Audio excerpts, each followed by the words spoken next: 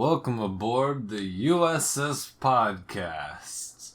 We're gonna talk about Adventure Time now. Yeah, I think we might need to workshop the USS Podcast.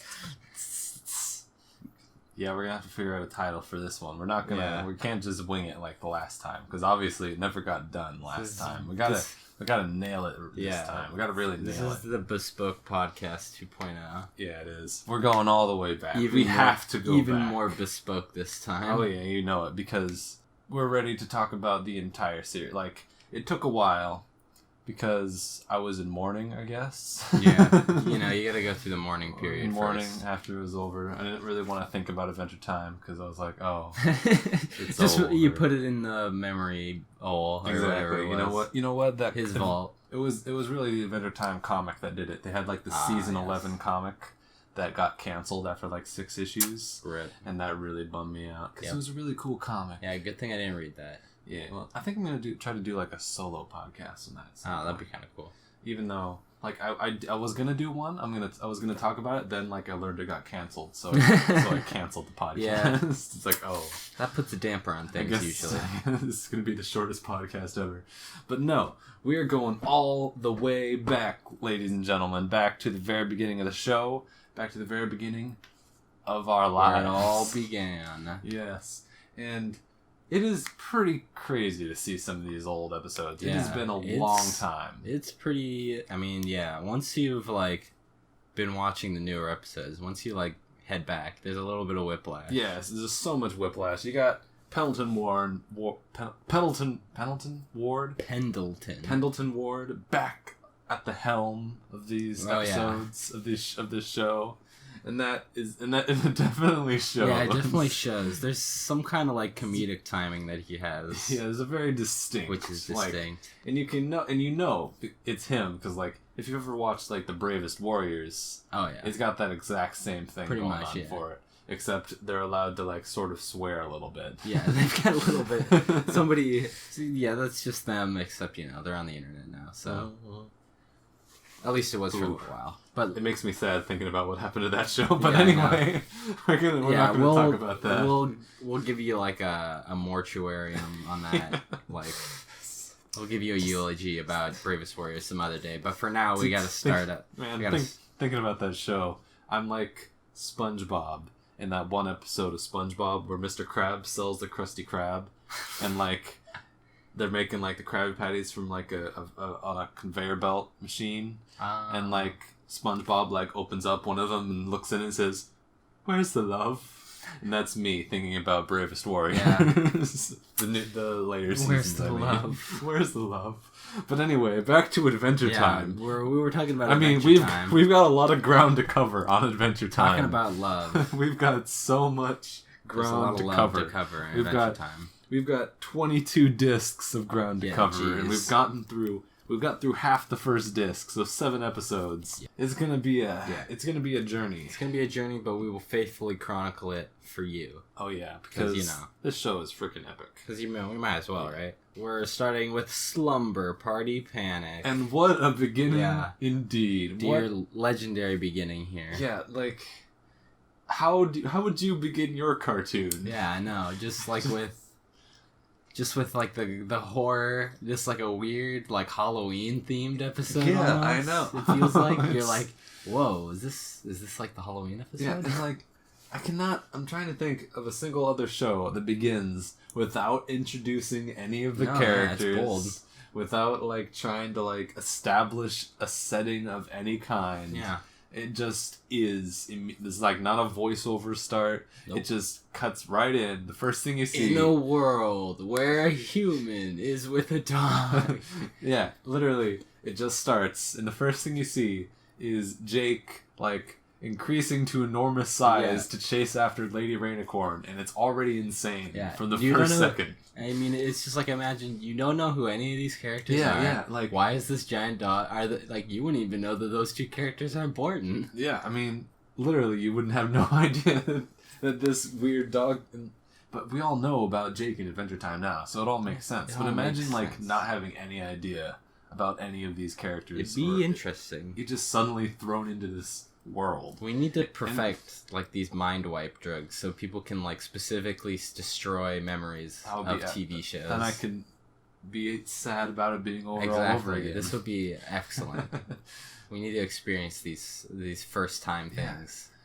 Man, I you said when we were watching it, I remember like the first time you watched the show, you thought you'd skipped like an episode or something because it just jumps right in. It's just like it just assumes that you know everything. Yeah, it doesn't waste.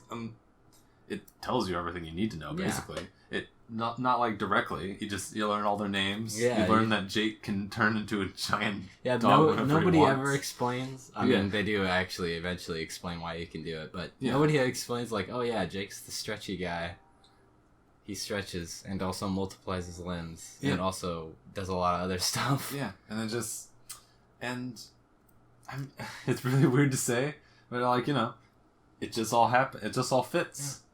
Yeah. It like creates this little world of candy people, and there you are. Yep.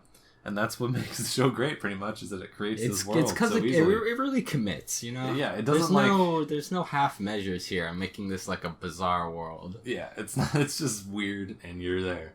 But so basically, this episode, it's just the first. It's only 10 minutes, but it goes in so many different directions. Yeah, it's just at the very beginning, they're resurrecting the dead. They succeed. They succeed and within the first 10 seconds. They've resurrected the dead as zombies. But as zombies, unfortunately. That wasn't part of the plan. So now they're having a slumber party to distract everyone and keep them safe from the zombies.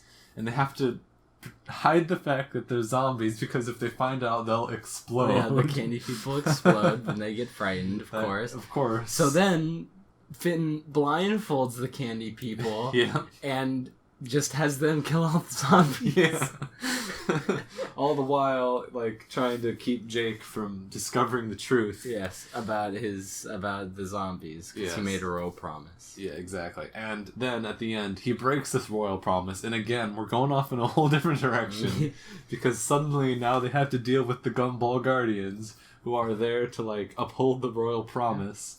And this episode is only 10 minutes long. Can you believe that this all happens in 10 minutes? I mean... it does. I mean, we just came off of the Star vs. the Force of Evil podcast. I can't believe anything happened at all this episode. I mean, everything happened way too fast for me. I felt like I was watching it at 2 times speed. The episodes just kept ending, and I was just like, whoa, what? Oh, man, it felt like nothing, because everything just, like, you know, happens. So much happens in so little time. It's insane. These people are crazy who made this show. They're like, it's literally like they had too many ideas. But they fit them all in there anyway. They fit them in there anyway, and it somehow all fits. Yeah.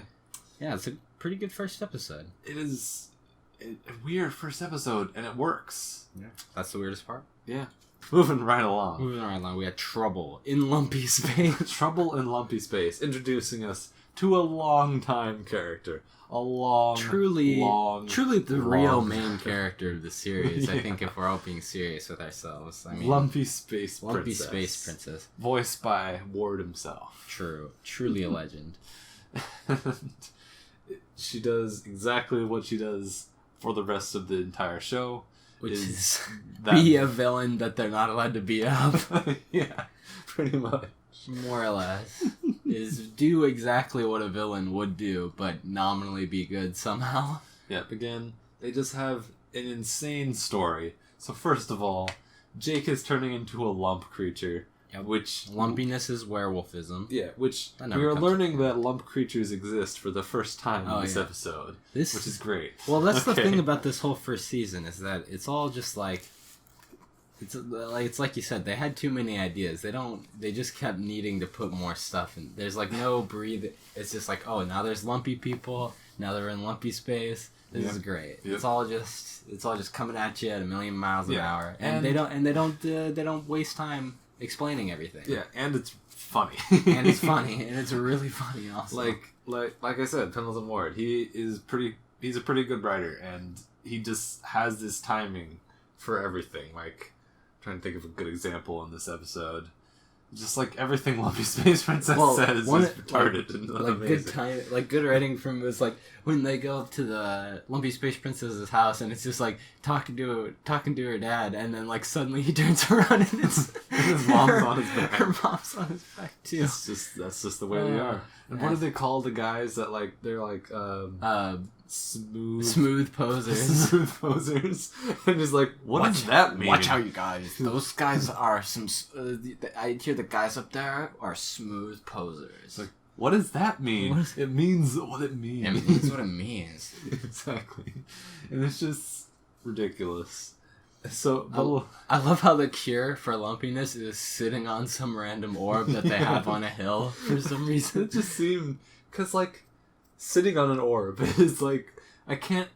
I'm trying to, like, picture that in literally any other work of fiction is, like, the cure for something being sitting on an orb. It's like, no, that's, like, the... I don't think it's ever happened. That's pure Adventure Time right there. You don't get that kind of stuff anywhere Also, else. there seems to be some distinction between lumpy people and lumpy infected people, because we saw at the beginning that when the lumpy people sat on it, they got normal, but then they kept being lumpy afterwards. It's implied that if they waited till sunset... Oh, yeah, that's right. Jake would have become permanently lumpy.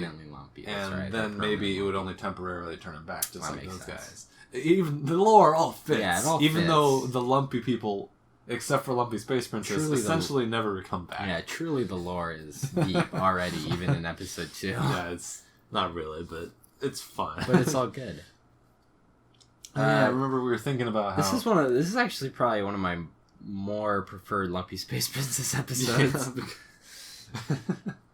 Yeah, you know, it has a lot of good moments in it, like him jumping off of the cliff. Yeah, getting bitten by the multiple lumps. Getting bitten by all the lumps. Good stuff. Yep. And like we were talking about it, how like thinking about how much later in the series, how much of this stuff like actually comes back. Yeah, like, well, it's just like they don't like forget about stuff. They pay off, even though it's basically an entirely different type of show. By the time they get to seasons 4, like 7 and 8 and whatever, they still call back and pay homage to their beginnings, their glorious beginnings, their glorious Genesis. and going back and looking at these is like, yeah, that was good. Yeah. It's so funny. It's just a funny show. It's good stuff. They had a gold mine in the first couple seasons, and they dug the gold mine. Yeah, it's pretty good. Pretty good stuff. Yeah, but basically, this episode ends. They get cured. And that's all you really need to know. And everything that happens in this just happens. And then we go to Prisoner of Love, which is Ice King episode. Yes, the introduction of everyone's favorite character. Woohoo! The Ice King. King of Ice. King. And I like how it opens with just them like surfing around, or not surfing, snowboarding around on top of each other. And then the Ice King just sort of shows up and is like, hey, I'm Tom Kenny. Yeah. I'm in this show. After a very nice looking, very fun looking. I really like the way that was drawn. They're snowboarding. Very cool. I liked it. Yeah. They run into Ice King by just like launching into him and slamming down in the ice. While he's like trying to like plant plants he's like in snow or something. And just question mark? Whatever's going on. He's just kind of he's shoveling some snow into a wheelbarrow. He's just doing Ice King stuff. He's just doing his Ice King thing, and they get frozen and captured, obviously. Yep. We meet a bunch of penguins, but we don't meet Gunther. We don't meet the penguin. This is really the first real villain that we've come across here. Yeah, and it feels good. Unless you count Lumpy Space Princess. Unless you count Lumpy Space Princess, which I do, but.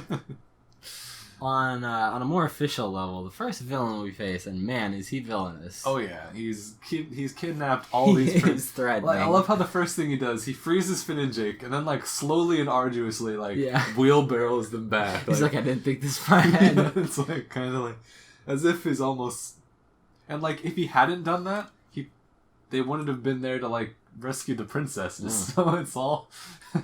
Yeah. And like it was a pain to do, so he really just undid himself there. It's really the first in a long line of a series of Ice King being his own worst enemy, if we're being honest. And like, he really is though. Ice King would do really well if it wasn't for Ice King getting in his way all the time. Ain't that the truth? Yeah.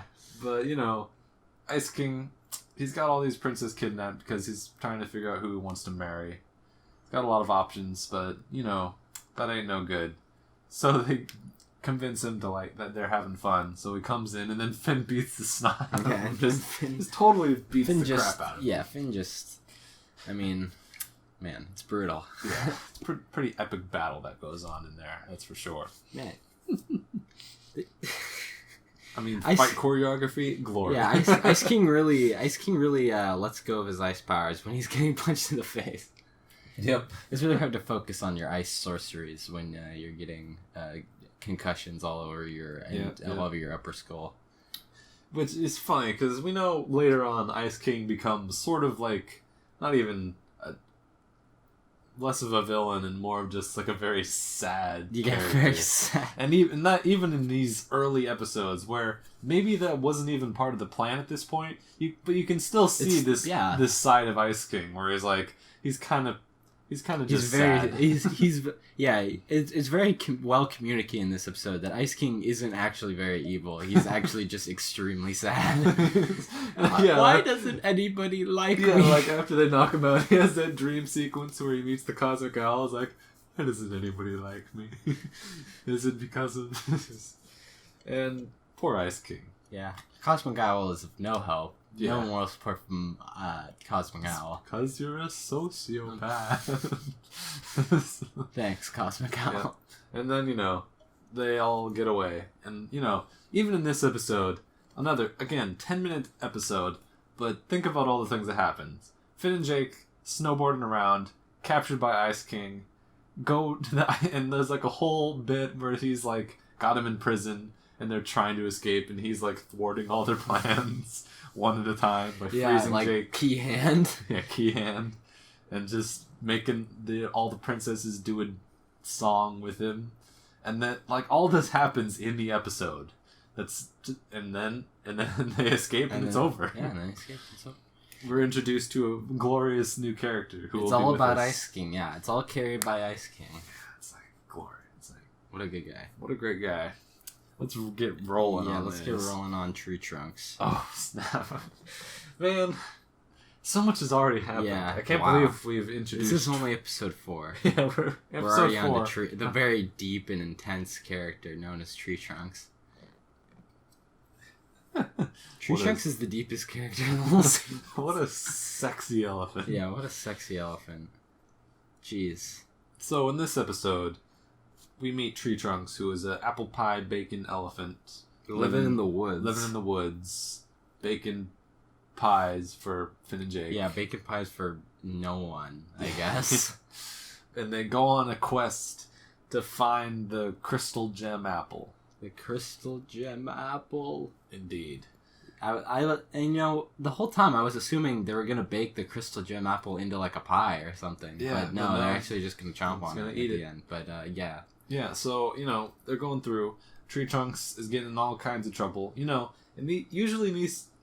this is like a formula for kind of cartoon shows where the person is like, oh no, they're doing something goofy, but oh no, it's actually the right thing to do, Yeah. But in this one, Tree Trunks is like about to die every single time. she's like, oh, I'm gonna put stickers on it. It's like, oh no, Tree Trunks is gonna die because she's being. Although the funny part, it sort of baits you in that direction. It kind of looks like it's working.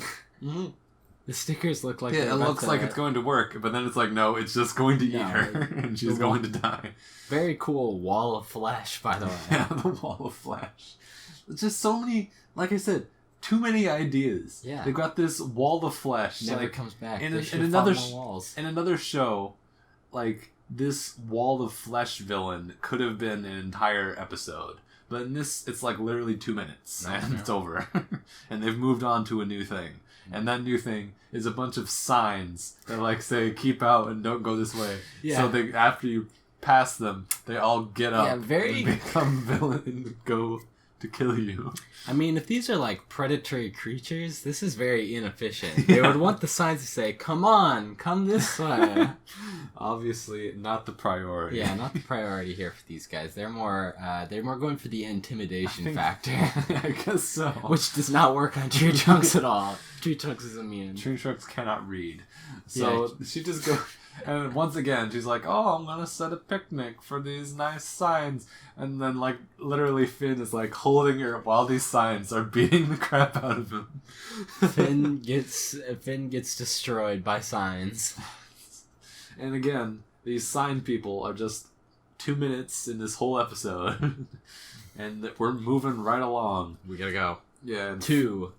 What happens after that? So much happens in these episodes. I can't keep it all in my head. Wait a minute. So they don't go straight to the crystal thing. They go. There's one more thing they do.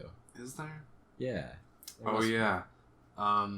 It's the one. It's like they're just like talking to tree trunks, and then suddenly out of the forest comes this weird pink tentacle. That's it. I'm like, that's because it just like walks Yeah, out. It's like stomp, stomp, here we come. And it's just the weirdest looking thing you've ever seen. It just pops out of the forest, and you're thinking, okay, it really captures the atmosphere of like the monster forest, where it's literally they just wander around. They're just like hanging around, walking around, looking for people to eat.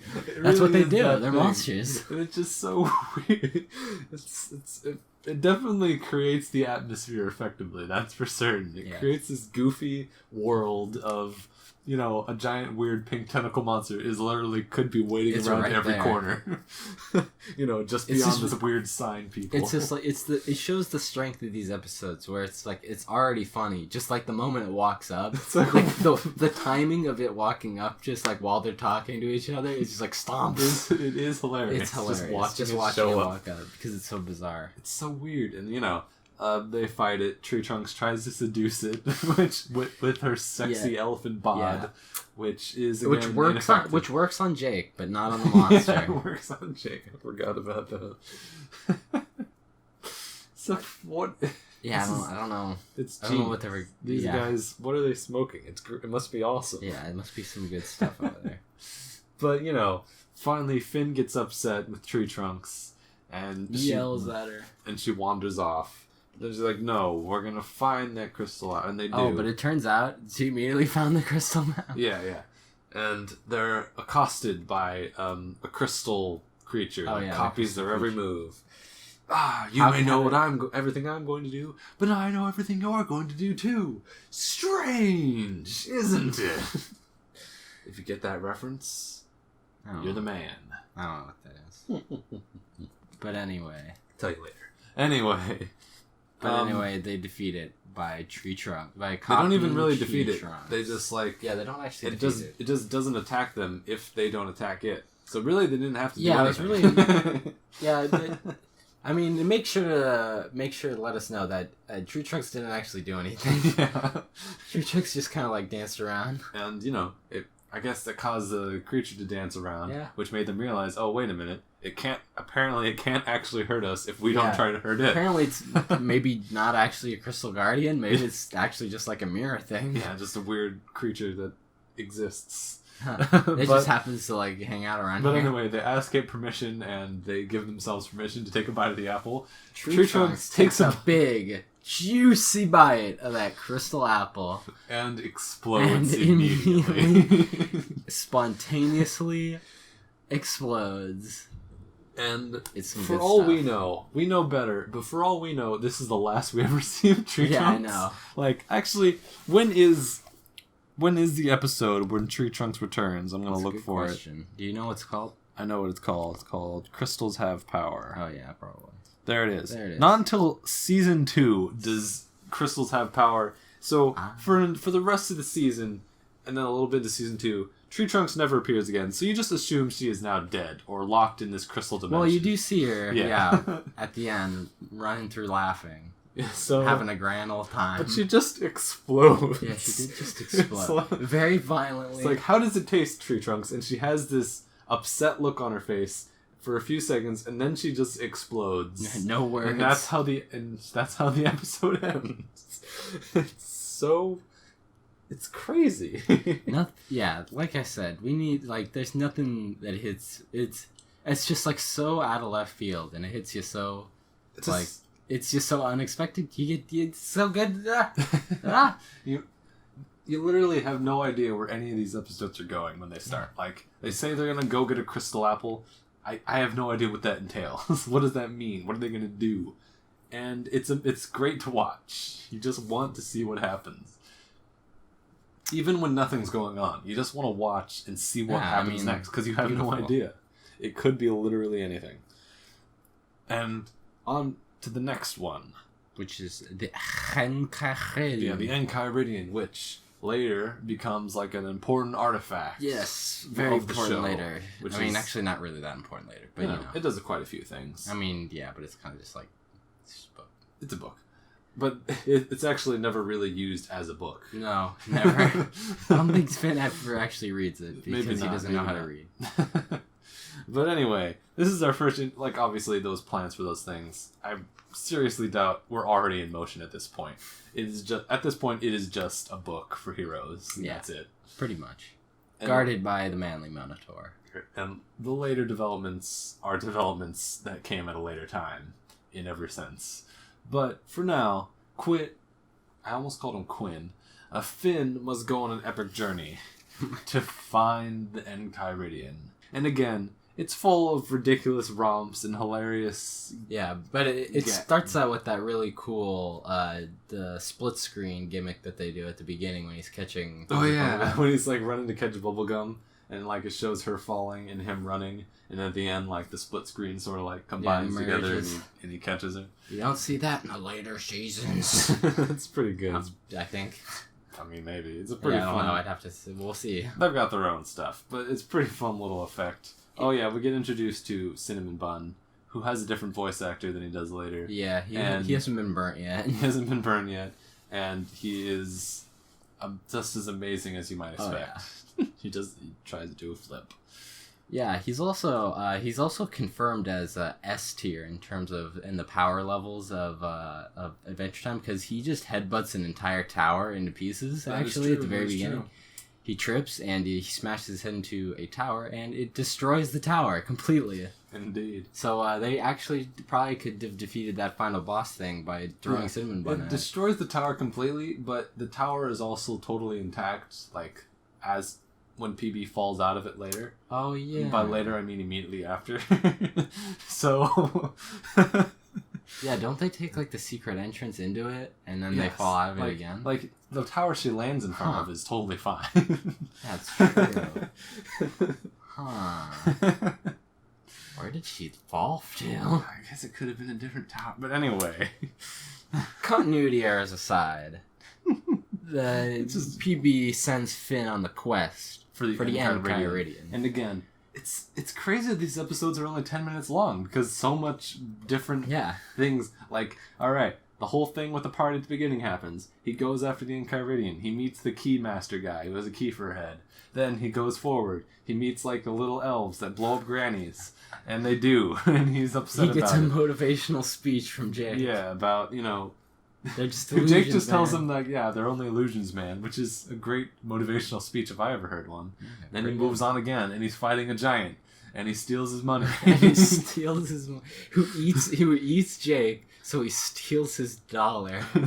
flies away on the giant money, which I assume is worth much more than regular money. Yeah, and of course he returns the money because he's a hero. Because he's righteous, dog. Yeah, and then it keeps going after that. He goes into this room, which, if you look at the room, it's amazing, because, it's a bunch of holes in the walls, and all these holes have, arms sticking out of it, and all these arms are just holding swords. So it looks like it's going to be a room where you gotta, dodge through all these sword hands. That's what I assumed. But then, instead of that, at the other end of the room, just this demon guy comes out and says, you're gonna enter the brain zone. You're gonna enter the brain zone, dog. And he enters the brain zone. Dude, haven't you ever entered the brain zone? And he fights a giant heart monster with a skeleton hand, and he punches it until it explodes. Yeah, that's pretty good. But he explodes it. Yeah, and then he tells him he's got to kill an ant.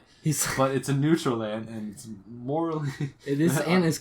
Now, you have not... Now, you might think this is an easy choice. Either kill the ant and get the Enchiridion. But this ant is completely not morally aligned. This is the most neutral ant you'll ever see in your whole life. It's not evil, but it's not good either. It's a neutral ant. Never! Is it evil? It's kill this unaligned ant. And he refuses. But that was the test. all along. along. And, he just punches the guy. He just punches the guy in the face. And then the door opens up, and the key guy comes back, but he's dressed as the devil because those are his pajamas. And then he meets the Minotaur Man, who gives him the Enchiridion at this little tea party they're having at the end. Yeah, they've got to give him a congratulations tea party picnic thing. And all this happens in one episode of the show. It just keeps going, and it never stops for a second. It doesn't even breathe. It just goes. And I appreciate that so much. Good. It means that it's not boring. Yeah, it's never... Unlike some other show that I might even mention more than once. It's never boring, at the very least. Some people don't think it's funny, and I guess I have Those people are just... have no soul. Yeah, but anyway, it is at the very least, you never know what's going to happen. It's always something weird and new and fun.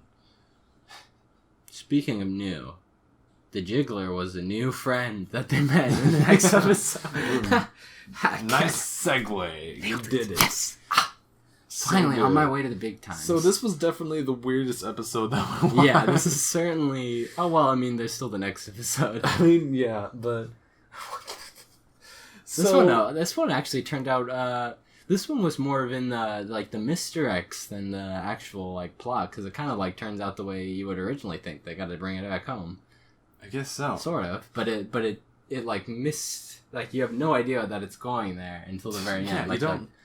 You don't know anything. It's the first thing that happens is this joke that still makes me laugh. They're leaving this burning castle with a bunch of watermelons and fruit and some hot dogs and some marshmallows, and they said what are they doing with all this food? What was with that castle in the background? Why did they burn down a village to get all this food? And it's oh, what was his name? I don't remember. Trevor or something? I'm gonna say it was Henry.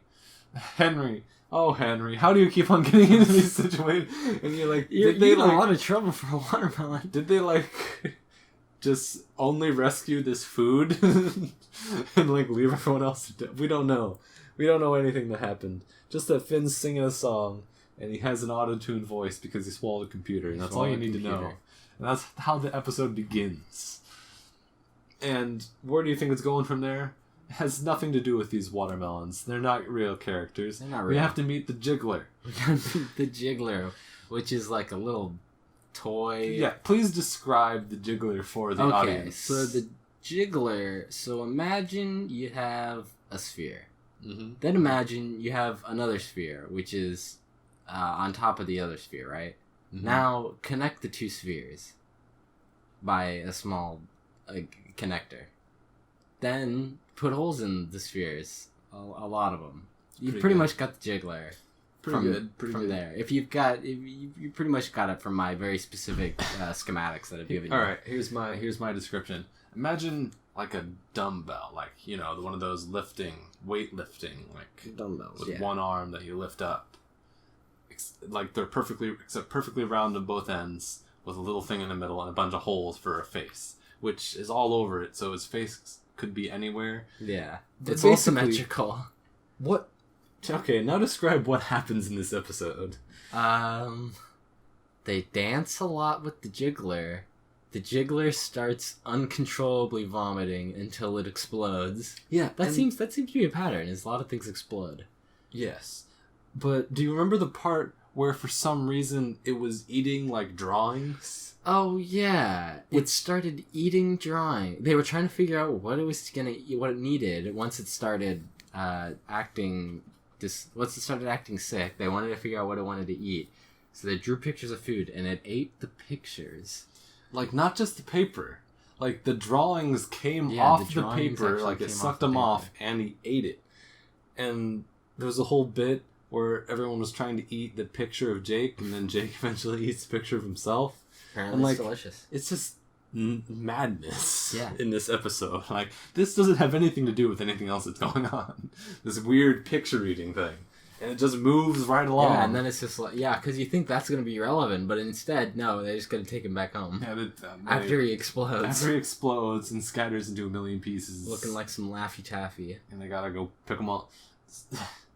This episode was a little bit too weird for me, I'm going to be honest. Yeah. It was a little bit too out there. It was a little bit, okay, I don't I don't know what's going on, and it's just very strange.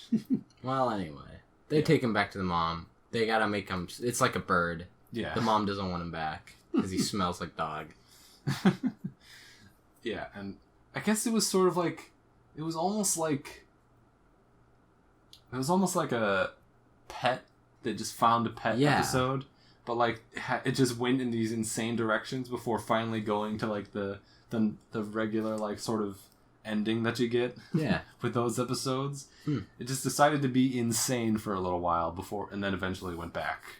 And it's just, alright. And they just throw him into the soup. And everything's fine. I love the way that the jiggler, like, when it gets, like, angry or whatever, like, it flares into it, this like, goes into, multicolored, seizure-inducing creature that just is now. It looks pretty cool. That does look pretty cool. Yeah. But that's what happens in this episode. The aggro jiggler looks The aggro jiggler. That's, I guess, what we'll call it. Anyway. Yeah, very weird episode. Let's move on to... Fun. It had some funny moments. Yeah, it was funny.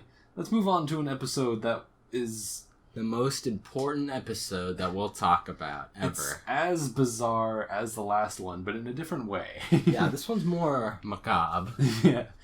And Finn and Jake rescue the princess and go to the after party. Of course. Only to find that a strange heart is becoming very popular. Yeah, a very strange heart that they meet. Which has the creepiest face you've ever seen in any cartoon. I don't care what. It is also voiced by George Takei. Really? Yeah. Okay. I didn't know that. But, okay. Doesn't make it any less weird. No, it makes it much more weird. It's just... So, this heart is... What is he doing? He's like seducing Princess Bubblegum. Yeah, he's like seducing Princess Bubblegum with his... math knowledge, which apparently isn't that great, as we learn. Yeah, as we learn later. I mean, he does turn out to be Ice King's heart, so I mean, makes sense. But anyway, we've got this heart. By the way, is it's like a cartoon heart. You know, this is in case you haven't seen it. Yeah, or whatever. It's not... with arms and legs. So it looks this character is this tiny little heart-shaped guy with arms and legs, and a really weird face. Yeah, and like the creepiest crazy face eyebrows you've ever seen. And he is the villain of the piece. Oh yeah, of course. It's the first true villain. It's just so weird. Yeah, it's like, man. So Finn gets all jealous. Oh yeah, it's an episode. Yeah, Finn gets jealous of. We're teaching kids some good lessons, all about jealousy. Recardio. If they're teaching the valuable lesson. If any heart tries to step up on your girl, you gotta beat him up. He's probably evil. He's probably evil. I mean, he is a sentient heart. Yeah, that should be your first warning sign. It's probably evil. I guess they don't judge because I mean everybody's like candy. Everything's like they probably thought he was like a candy heart. Oh, maybe he does look like a candy heart. It's possible. But he's actually a biological heart. He is quite horrifying. Disgusting. Yeah, and it turns out. He's doing a whole bunch of suspicious stuff, having rope and jumping into dumpsters and finding bottles and breaking them. And also beating up Ice King and throwing him in the dumpster. Beating up Ice King. Very suspicious behavior, all of this. Yeah. And they decide to confront him. Literally just very funny It's a very funny scene where he just dumpsters Ice King. And oh no, and then they confront him, but oh no, it turns out it was all this rope and broken bottles were for Princess Bubblegum. The diode experiment or whatever. Whatever the heck was going on. But then later it turns out, oh no, he was actually going to tie her up and rip her heart out. Yeah, Ice King reveals after he crawls his way out of the dumpster like the rat that he is. He tells Finn and Jake that it's his heart and that he's trying to marry Princess Bubblegum's heart. Yeah, that's the plot of the episode. Yeah, that's how it goes. And that's little does Ricardio know, Bubblegum doesn't have a heart. She's made out of gum. Yeah, pretty much. She does not have organs. But they defeat him somehow. Jake just like punches him in the face or whatever. Yeah, I think he just gets punched. Yeah. But it's part of the course. He's not really. And like looking back at these episodes, whenever they face a villain, they never really defeat them through any like clever means or just like outwitting them or anything. They just sort of beat them up. Yeah, I mean, it's pretty funny. I mean, Ricardio, he's not really much of the fighting villain. He's more of the suave seducer. Yeah. Villain. Yeah, sort of but guy. in the end, Ice King crawls in. No match for the fist of justice. Yeah, Ice King crawls in and shoves him back into his chest, which like weirdly encloses upon him, and he says like, "I'll be back" or something. And that's pretty much how it ends. Yeah. And then Ice King tries to marry Princess Bubblegum again, and then gets kicked out. And that was Ricardo the Heart Guy, and that was the first 7 episodes. The 7 episodes that we watched for this first epic episode of the Adventure Time podcast. Name pending. I'll have one by the time I put it out. This is the first step on this long journey. Long journey. Yeah, we got 7 more episodes, and that's just disc 1, and then we got 21 more discs left. Oh, actually, I think the last one might be like a special disc. Whatever, 20 more. Point being... Dear God. Point being that this is a journey that will be looked back upon with the greats. Yeah, it is. This is the Israelites' pilgrimage to Israel. This is only times 20. Times 20. This is Magellan's trip around the world times a million. Oh yeah, you know. This is what's another good journey? This is Journey to the West, except it's to the east. Okay. This is Journey to the West, except it's up instead of west. And also, you just keep going around. So and then also it goes on 10 trillion times as long. It is. Here we go. Oh man, the podcast, and like it's a journey almost as epic as the show Adventure Time itself. Oh yeah, truly comparable. Man, looking back on some of these old episodes is so fun. It really is. It's like good times. It's old. It's different. It's so different from what it turns into, and I'm really gonna love like walking through that transition, because it's not like all at once either. It's a very slow evolution. Yeah, it's not like suddenly like Pendleton Ward leaves and it's like a totally different show. It's like over time, it slowly like more people get added on and more old people leave, and it like sort of transforms into this bizarre new thing. It's so cool. Yeah, they had this guy in. Oh, yeah. What a chump. And like, you know, we got Finn's, and it is kind of, I like to describe this show as like less of like a story narrative. It's like a mythos. It's like a Greek, like, you know, the Greek mythos, the pantheon. It's got like its own gods, its own heroes, its own amazing stories to tell in this massive world. And it's building that world, and we're getting to watch it again. And I'm really happy to watch it. It's so much fun. It's a fun time going through it. Yeah, just sitting there all at once. Just having fun watching these episodes. It was a good time.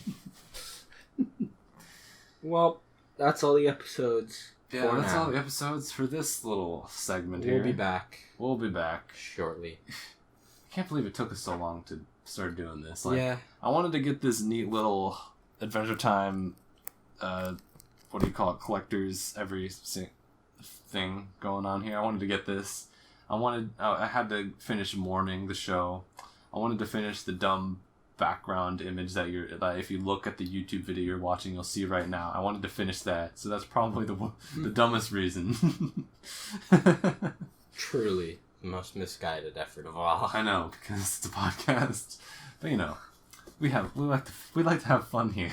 Look forward to new podcasts and new images. Oh boy. We'll see it. Oh, you know what else is coming out soon? What's that? I think that Steven Universe movie's coming out soon. I think sometime this fall. I'll have to get on that. Did you hear it's a musical? No, I did not. It's gonna be fun. That'll be pretty fun. Anyway, thank you all for listening, and have a good night. Adios, hombres. Just thought I'd make a funny note. I flipped through this thing once, and like it is already sort of fraying down here. Like it's getting a bit torn up on the hinges there. And I've only gone through the book once, but I guess that's what happens when you have like 22 DVDs and a pop-up in one book. So, you know what? and the pop-up doesn't really work that well. There we go. But you know what? I think I like it better that way. A little worn, a little like it's seeing some adventures. Yeah.